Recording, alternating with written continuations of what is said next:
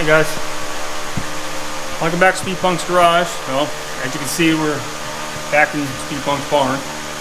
My name is Sean, working on this 1969 Plymouth Road Runner. It's got the legendary 440 in it.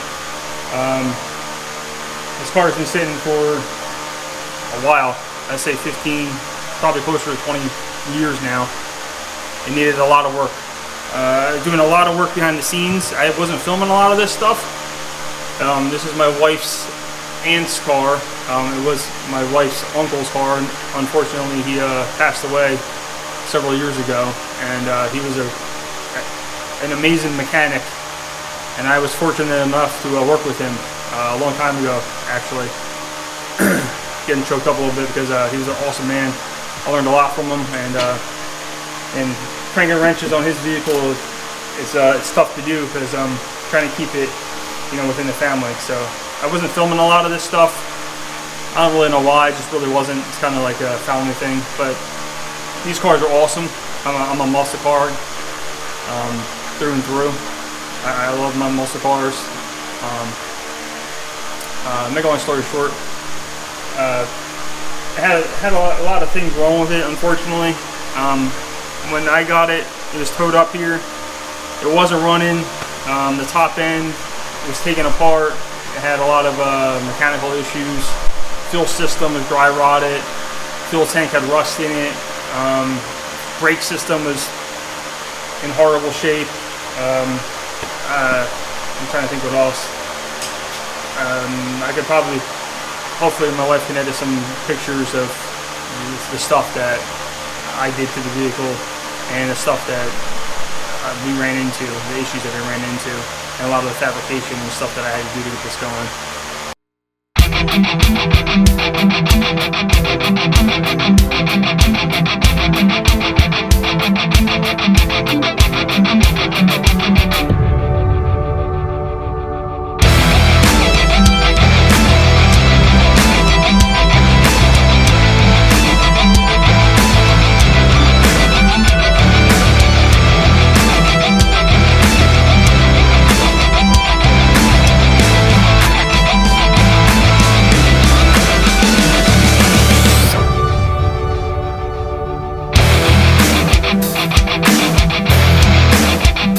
Make a long story short, I'll do a quick once over on the car, just to show you where I'm at now, the state that it's in now, and a couple of things I'm going to be doing today. The project today is I'm putting a new master cylinder on today. It's got manual brakes, 4-wheel drums all the way around. The car is very original, which is awesome. He took really good care of it, and this was his dream car. And he was fortunate enough to get his dream vehicle before he passed away, and he was driving this, and it was awesome to see him drive it. He had the biggest smile on his face every time he took it out, and he drove it regularly. I saw him drive it to work. He used to drive it to work when we used to work together. So, make a long story short, yeah, so let me disconnect you from the mount and I'll show you real quick the 440 and interior and stuff. Anyway, so 440's back together. I put the Edelbrock 440 torquer intake on. I got a new Edelbrock AVS2 750 carburetor. These carburetors are phenomenal. I put a electric fuel pump just to help it out a little bit. The mechanic one was showing its age. It still works. It's just a little iffy. Got the blaster too, ignition system, all this stuff he put on, back in the early 2000s, I think like 2005, I think. These Dragon, fire racing, ignition, all this ignition stuff he put on already. So a lot of stuff was already put on, but a lot of stuff I needed to do too. So the reason why we're doing a new master cylinder, unfortunately it doesn't hold. It's leaking around the seal, and like I said, there was a lot of stuff I had to do. It had a top end noise. When I got it, I had to do a compression test on it. Ended up buying a bore scope. I actually bought this test long bore scope and pull the plugs out. You've seen the state of these plugs that I pulled out. They're in rough shape. I mean, yeah, look at this. We'll go over all this stuff in a different video, but like I said, I just want to give you a quick once over on this car just to show you. Like I said, sorry about the lighting in here. Obviously, I'm in my bar. I know I'm jibber jabbering real quick because I just wanted to give you a quick rundown on what's going on with this vehicle. So the 440 runs actually pretty good right now after all the work I did to it. Right now we're working on the brakes today. So let me see if I can get a light. Sorry with the background noise, the fan's on because it's hot in here today.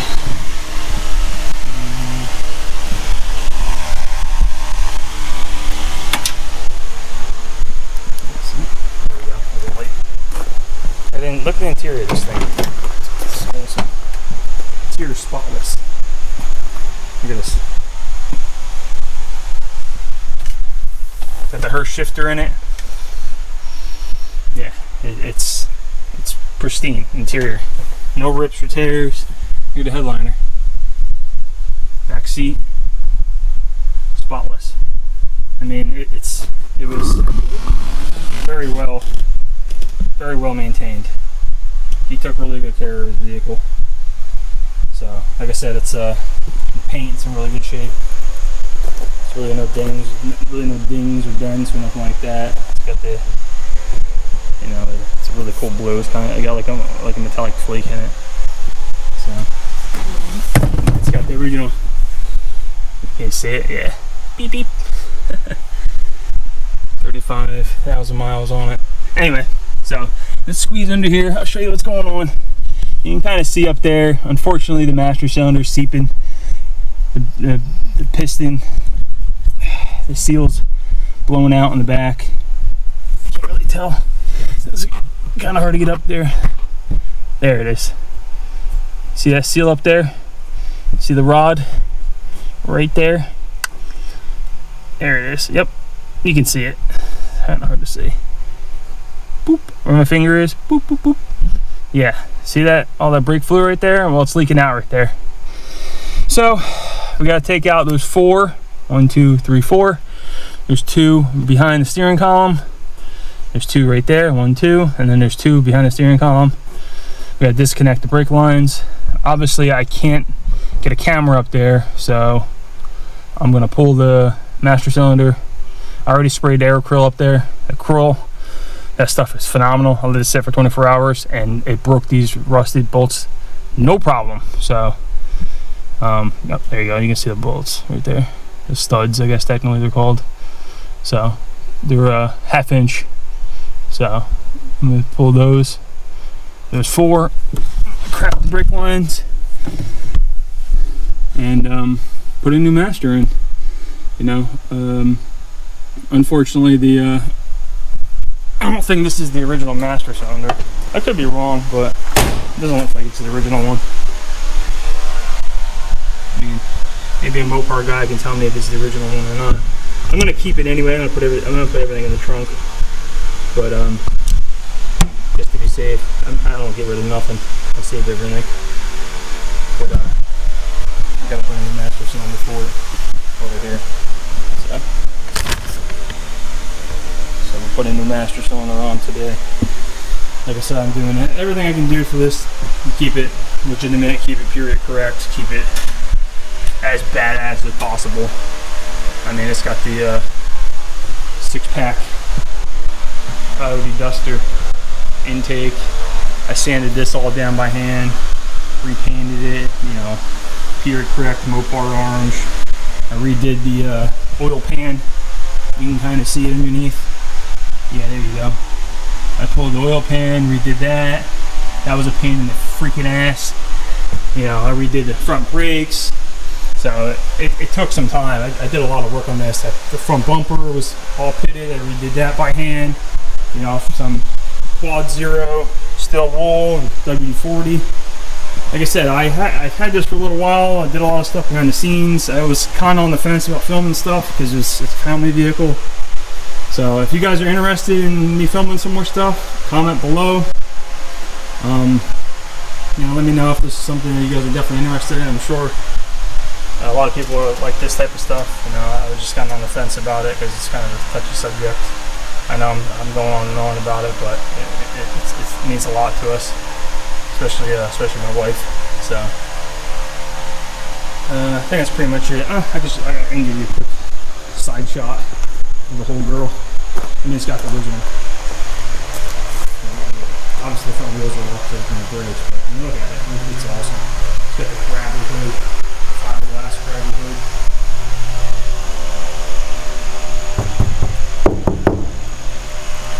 When it's closed with that intake on, right there, that intake on that carburetor, and the hood's closed, and you see that orange poking through. It is iconic hot rod, you know, like muscle car, 69. It just looks so freaking badass. And when this is all together and this is prowling the streets again, this thing's gonna be a monster. So I'm excited to get it rolling, you know, period correct and as badass as possible. I mean, it's just so cool to see the old school emblems and the decals and stuff. You see how it was back in the day, you know. Going down the street. Any of you guys want me to film, let me know. Put it down in the comments so I can probably get some more shots of it and stuff. Really cool you want me to see. It is. Like I said, everything's pretty correct. There's really not much on here that's not original. Or at least period correct to the vehicle at this point. All the stuff that he got prior, he bought at swap meets, and you know, it's all supposed to be where it's supposed to be. Real quick little life hack that I like to tell people. So this stuff's awesome. I highly recommend it. If you can get it, get an account at Granger, or if you can order it offline. Spray down. I got the Spotify on in the background, so I'm trying to talk real quick. Spray down your brake lines. Let it sit overnight, and then get one of these little torches. You know, heat up your brake lines, spray it down with some air acryl or foil. You know, this penetrating all, like I said, this stuff, or some deep creep or whatever you got. Spray your brake lines. You know, heat it up, spray it down, because you do not, I repeat, you do not want to crack your brake lines, because you're going to be in a world of hurt, especially on these old cars, because they're a pain in the butt in order to replace. So, 9/16, I like to use a, you know, just a regular old school wrench. So, but what you do is, like, you kind of, what I like to do is after you heat it up, is you kind of like jiggle it back and forth. And if you do it that way, it shocks the line. It cracks the rust around the line, like especially right there at the joint. Yeah, I'm kind of showing you with my thumb. So it's kind of hard doing it with one hand, but let me see that. Yeah, basically you want to shock it like back and then forward and then back and then forward. And you don't, the reason why you want to do that is, like I said, you're kind of shocking the rust. And like, yep, there you go. So I just got it. So, and you're trying to break this fit-in away from this line. That's it. You want to break this fit-in away from this line, because you don't want to spin the fit-in and the line, because if you spin them together, it's just going to spin the entire line, and like I said, you're in a world of hurt. It's literally, you'll end up twisting the line inside the fit-in, and then you got to replace the brake line, which is going to be a pain in the ass. So, and like I said, I recommend doing that before you try removing the master cylinder. So, and yes, I know there's brake fluid in there. I put brake fluid in there like a week ago to see if those seals would ever come around, and they didn't come around, unfortunately. So that's why I'm replacing the master cylinder. I got to take the brake fluid out before I remove the brake lines, but I just wanted to give you a little quick tip on that, just to show you what I'm currently doing. So, like I said, you can, these little torches, they're like $10 off of Amazon. Butane torches. They are super handy when you're heating up brake lines and stuff like that. So that's it, guys. Just want to give you a quick update on that. That's where I'm currently at right now. I'm just pulling these brake lines out. I'm going to remove brake fluid and do it that way. But yeah, like I said, get your, you know, get a line wrench. I recommend doing line wrenches instead of a regular wrench. Get a line wrench. I just don't feel like going up to my main garage right now and getting line wrenches. But yeah, just kind of jolt the line back and forth, and you want to break the line loose from the fit in. That's it. All right, real quick, I just want to give you another little tech tip, a little Speed Punks tech tip of the day, garage tip. Just real quick, so I thought this was kind of funny. You can use a turkey baster. Just go to the dollar store, get a turkey baster, suck this out, or you can use like the Mighty Vac, or you can do whatever you know. There's several thousand ways you can suck this out. But if you're like me and you're lazy, you don't feel like walking up to the garage that's, you know, a couple thousand feet away. Get an empty bottle, Windex bottle, or whatever you got laying around. Take the nozzle out. That's it. Whatever you want to do. Let me see if I can set you guys up. Can you see? Can you see me? Yeah, you can see it. It actually works really well, which is kind of funny. Stick the nozzle in there, stick it into the bottle, pump away. That's it. Simple as that. Believe it or not, it works phenomenal. Yep, there you go. Front of the master cylinder. See? If you don't believe me, proof's in the pudding. Let's get the back out. See? All the brake fluid coming up. Spray it in the bottle. And then there you go. Make sure you properly dispose of this used brake fluid, okay? Don't just go dump it somewhere in the woods. Make sure you properly dispose of this used brake fluid. Got it? So, anyway, that's it. I just wanted to show you real quick what I'm currently doing. Sucking out this crappy old 310-year-old brake fluid that's been sitting here for 116 years. I just thought that was kind of funny, just to show you guys what I'm currently doing. Yeah. Alright, just a quick update. Just a quick update. Bear with me. The top left bolt on the master cylinder was actually a bolt. The other three are studs, so I'm gonna have to probably get some hardware for the master cylinder. Not a big deal. But this bolt, oh yeah, you can see where the brake fluid was just eating at it for years and years and years. This fought me for 40 minutes. It took me to remove just this bolt.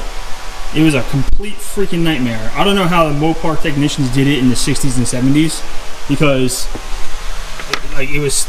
I don't know if they removed the steering column or what. I don't know what the hell they did, but with the clutch pedal in the way and the brake pedal in the way and all that stuff in the way, obviously you got the steering column in the way.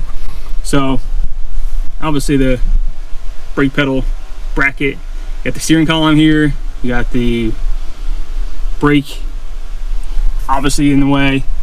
It's a pain in the ass to get up there.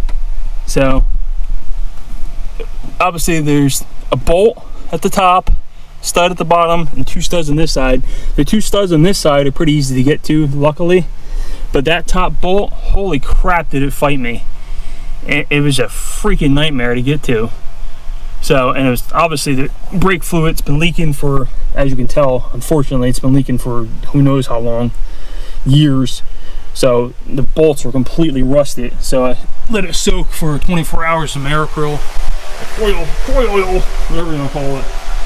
So I got up in there, had a pair of needle nose vice grips on there, and zipped it out. But I mean, it was a bear to get to. Just a heads up if you ever replace one of these, especially with a clutch. I guess unless you're removing the steering column, which I was not going to do, because like I said, the interior is in really good shape on this, and I really don't want to mess any more crap up on it. So just just an update on that. I said I'm gonna get an all new grade 8 hardware. I'm definitely not reusing this stuff because it's really crusty and rusty and just looks like crap. So yeah, you can see it. Yeah, it's horrible. I mean, I was gonna use this nice grade 8 hardware, but it looks like it's a little too thick to use. So, but we'll see. Sorry about the lighting. There we go. But, I'll find something. needle nose vice grips to the rescue once again. So anyway, that's it, guys. I'm gonna give you a quick update. I got three more studs to remove, brake lines. We're chugging along. Something that should have been an hour total to do. It took me 40 minutes just to do that one top freaking bolt. This is how stuff always works. This is cranking wrenches, guys.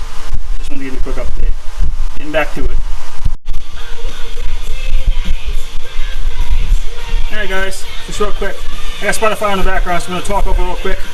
Another recommendation, always listen to 80s rock when you're working on hot rods, especially on 60s hot rods and muscle cars. Get you pumped. If you're putting on new master cylinders, always clean your fittings, especially these. See how like rusty and disgusting they are? Take just like a wire brush, preferably brass so you don't mess up the lines. See how this is all rusty and stuff? Take a rag, get in here with just a wire brush, clean, clean, clean. Take your time. I mean, it takes 5 minutes just to do this, guys. You're putting a brand new master cylinder in. Clean your lines, clean your fittings. Make sure you have a good connection in here. Just by doing this, you're gonna clean these real good. Just take this, take some brake clean, you know, just clean it real good. Get in here, do this, scrub, scrub, scrub. Come on, it's basic knowledge, super simple to do. I just wanted to give you a quick update on that, just to show you where I'm at. It's coming along pretty good. Don't forget to rock out. Alright, guys, I just realized probably not a lot of people, or maybe some, know how to bench bleed a master cylinder. So put it in the vise, you know, real easily clamp it in the vise. Don't go too crazy because you don't want to warp the bore. So just, you know, clamp it to where you hold it. You know, you don't want to go crazy. So I had the lid on because I had it sitting overnight. This is the next day. I had a new. So you're gonna use fresh brake fluid, obviously from the sealed container. Well, I guess in this .3 is what I'm using. That's what it recommends. Fill it all the way up, you know, front and back chamber, and then it recommends a dowel or whatever you got laying around. I'm just using a regular ratchet because that's what fits the bore. And then you're going to push about an inch in on the bore, and then you see the bubbles coming up. You're going to do that for, I don't know, push in an inch, let it out, push in an inch, let it out until all the air bubbles, all the trapped air bubbles come out. You're going to do that like 40-50 times until all the trapped air comes out. And then that's literally how you bench bleed a master cylinder. That's pretty much it. These plastic plugs come with the master cylinder. Most master cylinders come with these nowadays.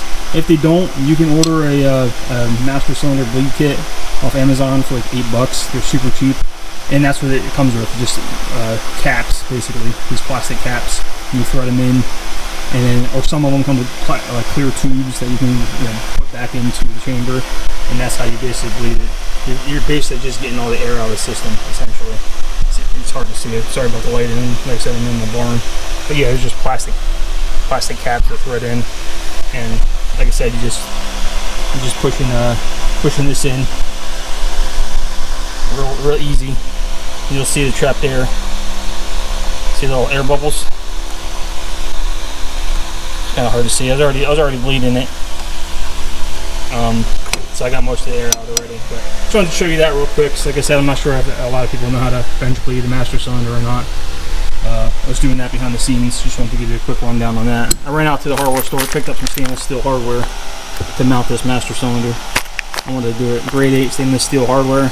I'm gonna use this instead of the old rusty crap that came off.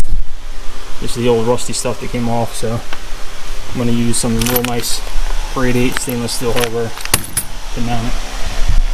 So it'll be nice. Everything will be brand new, stainless steel, look real good. I'll clear coat everything when it's done. So that's it, guys. Just want to give a quick update on that, how to bench bleed this. So this is ready to go. Jenna will help me bleed it when it's in the car. But I'm going to give you a quick rundown on that.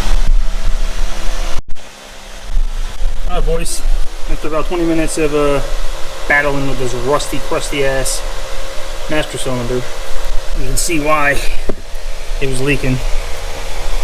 There you go. So I got it out. Yeah, see how these are studs?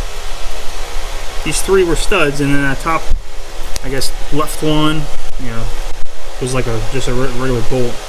That's why it was a pain in the butt to get out, because it was studs going in. So, but yeah, look how rusty this thing was. No wonder why the brakes were shot.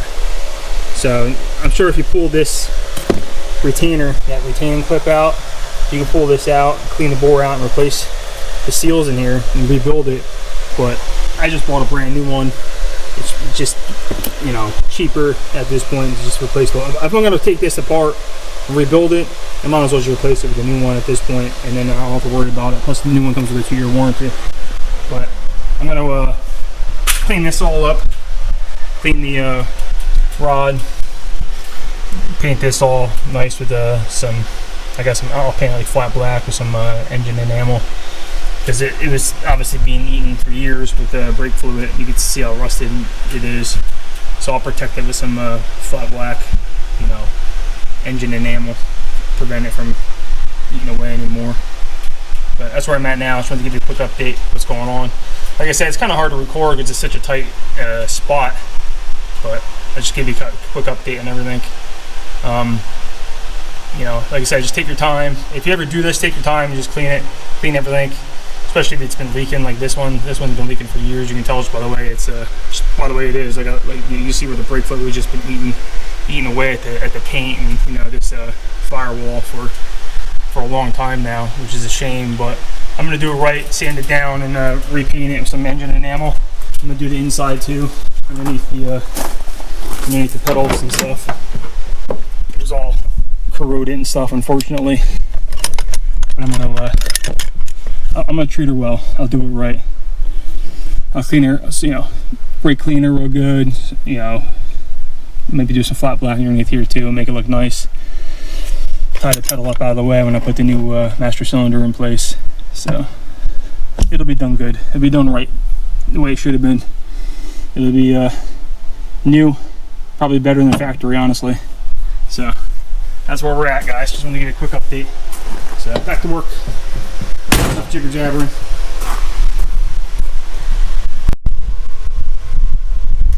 Alright guys, quick update. Got the new master cylinder in with the help of Jenna. Came out pretty good. Pain in the butt trying to get it in with the new stainless steel studs. Painted it, the firewall flat black, as you can tell. The new master cylinder looked really good. The stainless steel hardware came out really well as well. I highly recommend using the stainless steel hardware instead of using the studs, because tightening the nose are going to be a hell of a lot easier than using the studs. Underneath the pedals was a pain in the butt to get to as well. As you can tell, the getting in there is really tight. You don't really have a lot of room to work with. Sorry about the lighting. That's, as you can tell, the steering column's right in the way. Yeah, that's what I'm working with right there. Real tight. So I'm gonna touch that all up with some flat black as well, make it look real good. That's just a quick update. Just want to let you guys know what's going on.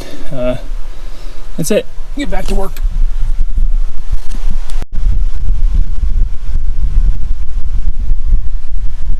All right, new master cylinder's put in. I just have to brake bleeding procedure. Can't speak right.